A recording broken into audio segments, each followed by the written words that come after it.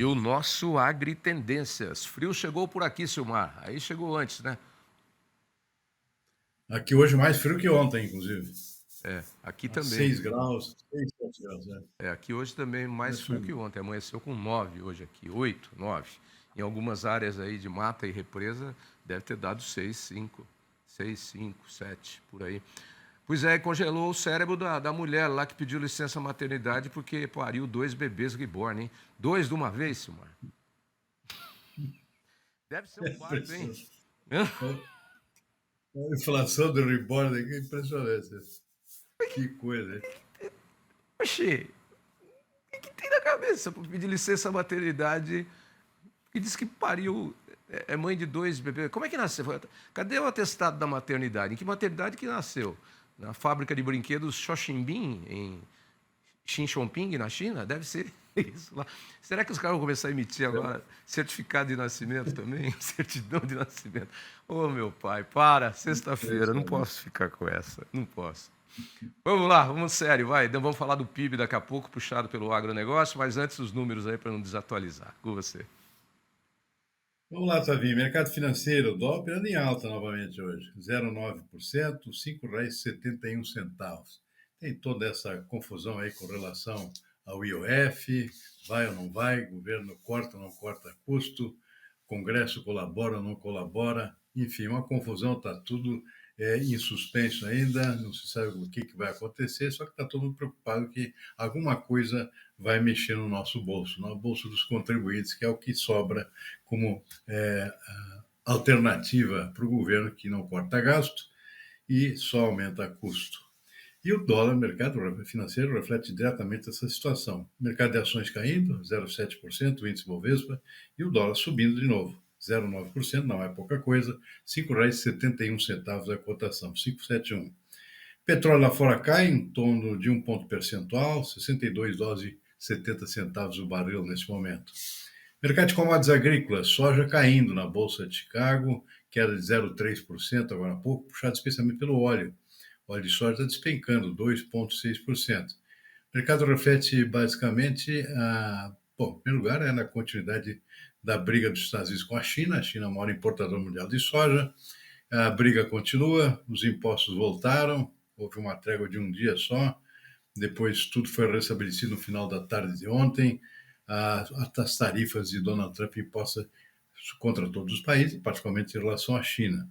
Por outro lado, internamente dos Estados Unidos, muita preocupação com o destino lá da política de biocombustíveis, especialmente do biodiesel. Parece que não vai sair o aumento da mistura de óleo de soja para a produção de biodiesel, e isso frustrou aí expectativas do setor, e o óleo está despencando, 2,6%. Acaba tendo reflexo aqui para o óleo brasileiro também.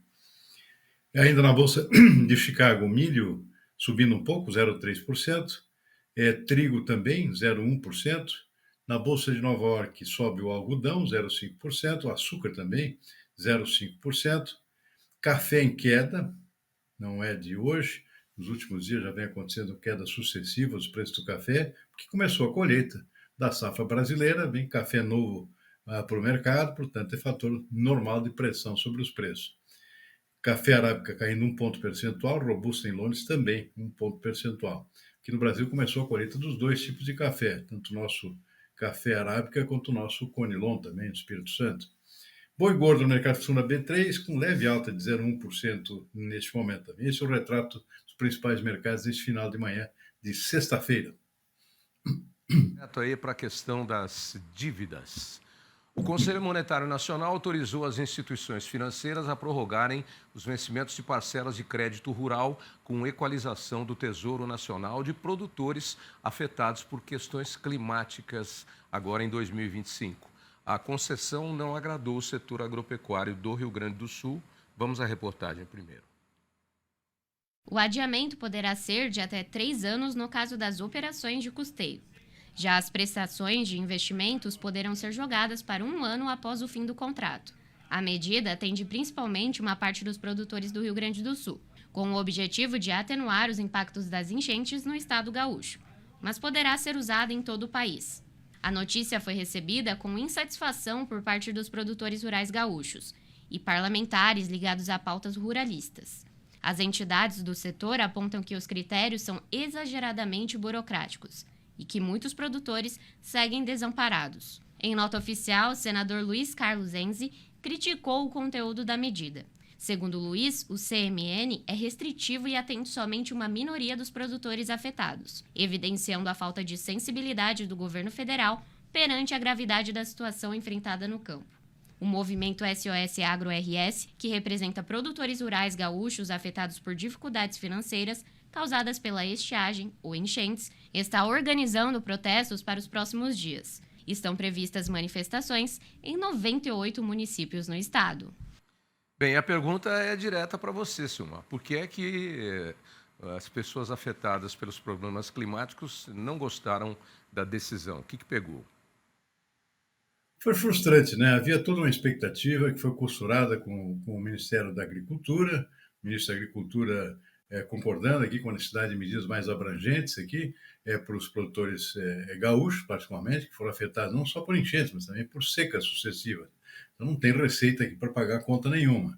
Então a ideia é realmente jogar para frente as prestações vincendas esse ano, que vence agora tudo aí. Aliás, hoje, né, 30 de maio, já estão vencendo a maior parte das dívidas contraídas para a safra desse ano. Rolar para frente e, enquanto isso, negociar uma solução de mais longo prazo, porque tem dívidas atrasadas que vão se acumulando. Isso impede simplesmente o produtor gaúcho de obter novas linhas de crédito. A nova safra está chegando aí, o produtor precisa comprar os insumos, fertilizantes, sementes, etc., para começar o plantio, para ter uma safra boa agora, justamente para poder pagar as contas. E não é isso que está se oferecendo pela frente.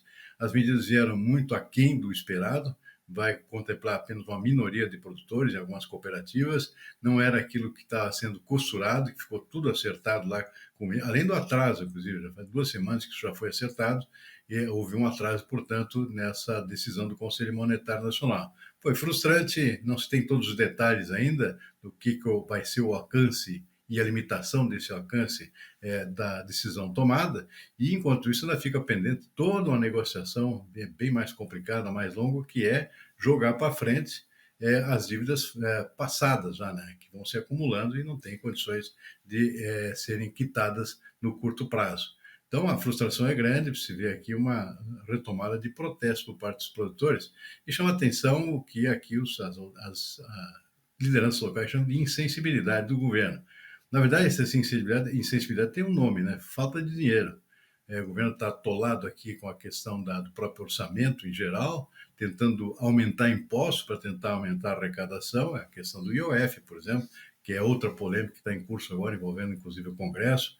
Todas as entidades de classe são contra esse aumento de tributos, e eu ressalto aqui que o que o governo precisa fazer é a lição básica de cara, cortar custo, não tem jeito, tem que cortar custo e cortar na própria carne, porque é um governo que gasta demais. Aliás, todo o complexo aqui das autoridades do Brasil é Supremo Tribunal Federal, é Congresso, é o próprio Executivo, é tudo um acúmulo de gastos, muita gente ganhando muito, enquanto aí a população em geral ganhando um salário mínimo e os produtores desassistidos aqui sem condições de fazer a próxima safra. Então, a situação bastante crítica, bastante grave e, claro, só pode gerar protesto, como é o que está sendo agendado aqui pelas lideranças do setor aqui no Rio Grande do Sul. Eu ia puxar exatamente, mas você já tocou no ponto, porque a sua análise é sempre completa. A insensibilidade, na verdade, é falta de dinheiro que o governo não tem. O governo não arrecada, e você já por 2 vezes falou hoje nas suas falas, nas duas, na primeira e na segunda. É um governo que gasta muito, é um governo que não tem limites, que não corta da sua gordura para poder favorecer outros setores e pagar as suas contas. Aí não tem jeito, né?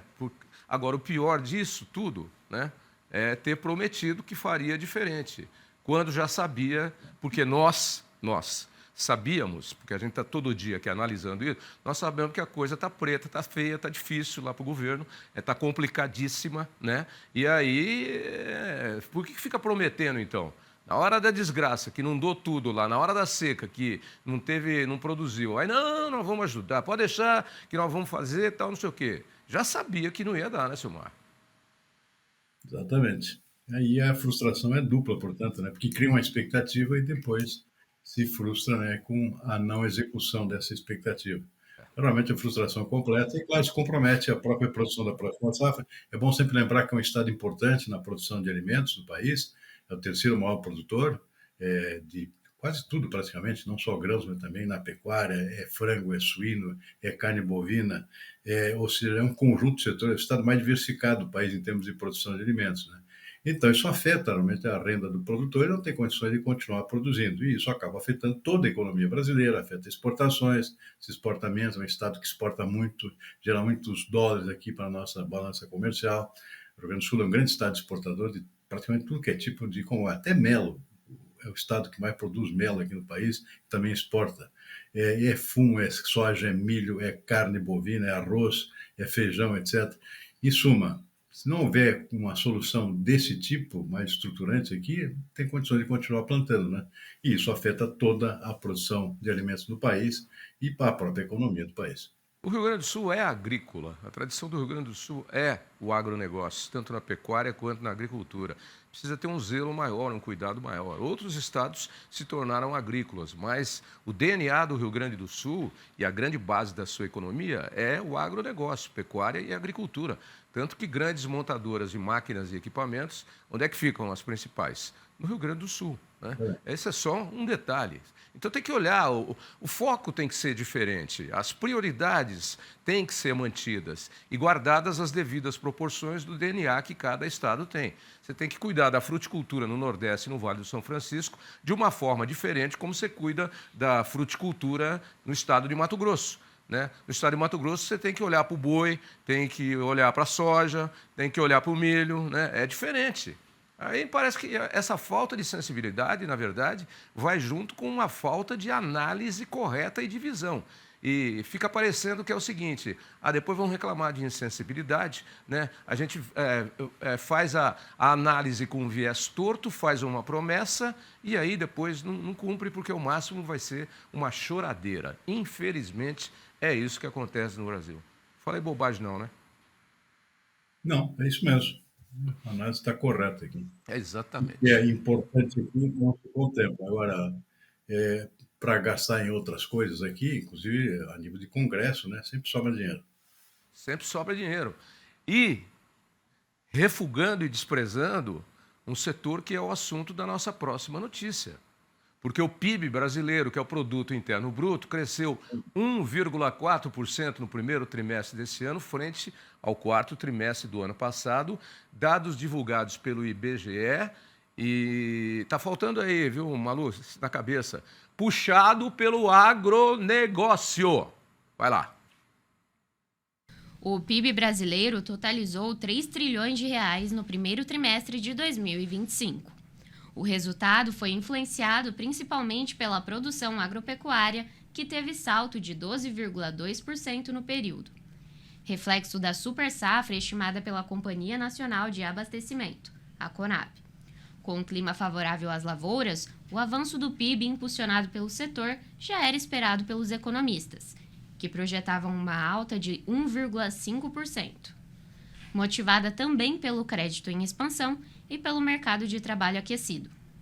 Frente ao quarto trimestre de 2024, o setor de serviços também avançou em 2025, 0,3%.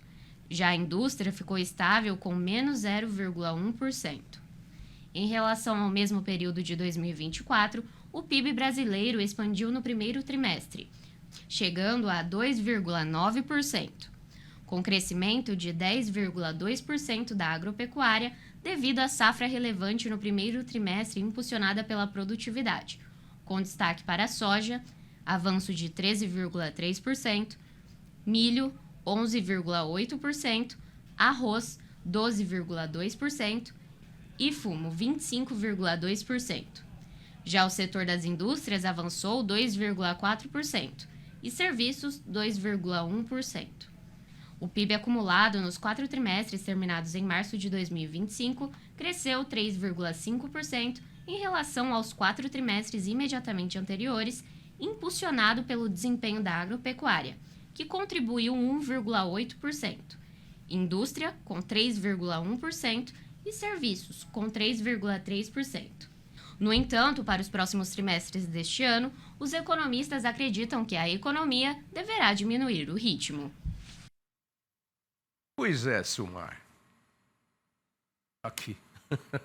Acharam você. Onde está o óleo? Onde está o Silmar?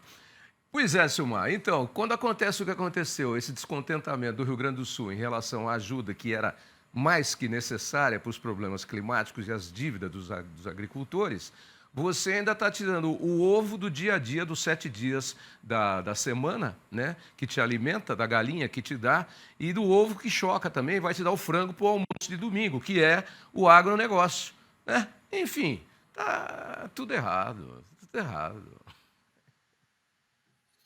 Pois é, tem mais uma prova aqui da importância desse setor, né, que precisa realmente ter um cuidado maior, é a nossa agropecuária, o nosso agronegócio como um todo, né. Os dados do IBGE deixam bastante claro isso com o desempenho do primeiro trimestre do nosso PIB, Produto Interno Bruto, economia brasileira, enfim, cresceu 1,4%, ficou um pouco abaixo da expectativa. A expectativa média era 1,5%. Mas mesmo assim, veio de bom tamanho, né? 1,4% e 2,9% sobre o trimestre anterior e 2,9% sobre o mesmo trimestre do ano passado. Então, um crescimento ainda robusto e puxado especialmente pelo setor agropecuário, como a gente viu na matéria aqui. Agropecuária crescendo aqui nada menos que 12,2% sobre o trimestre anterior e 10,2% sobre o mesmo trimestre do ano passado. Portanto, um crescimento superlativo de 2 dígitos, que não é comum para qualquer setor da economia. E aí os principais destaques, né, que a gente acompanha isso já diariamente, não chega a ser uma novidade. Primeiro trimestre é a época das colheitas principais, especialmente de grãos, e está aí soja se recuperando amplamente da produção frustrada do ano passado, um crescimento aí de 13,3%, que é a produção multiplicada pelo preço, né, que também deu uma melhorada aqui. 13,3% de crescimento, ou seja, é fantástico. Milho, 11,8%, arroz também, uma ampla recuperação da produção brasileira, 12,2%, e um setor aqui que a gente fala pouco aqui, mas extremamente importante, em termos econômicos e em termos sociais também, o setor do tabaco, fumo, para ser mais claro, aqui no sul do país, extremamente importante no Rio Grande do Sul, Santa Catarina, no Paraná, e alguns outros estados um pouco menos, cresceu 25,2% o PIB do setor de tabaco nesse primeiro trimestre. O setor que gera muito emprego aqui, tem uma função social muito grande. Apesar da questão, do questionamento do fumo, em questão de saúde, o fato é que é um setor pujante aqui da economia brasileira, grande exportador, o setor exportador são bilhões de dólares por ano que são exportados, e além como eu disse aqui, um importante motor da economia, especialmente pequenos produtores minifundiários do sul do país que vivem dessa atividade.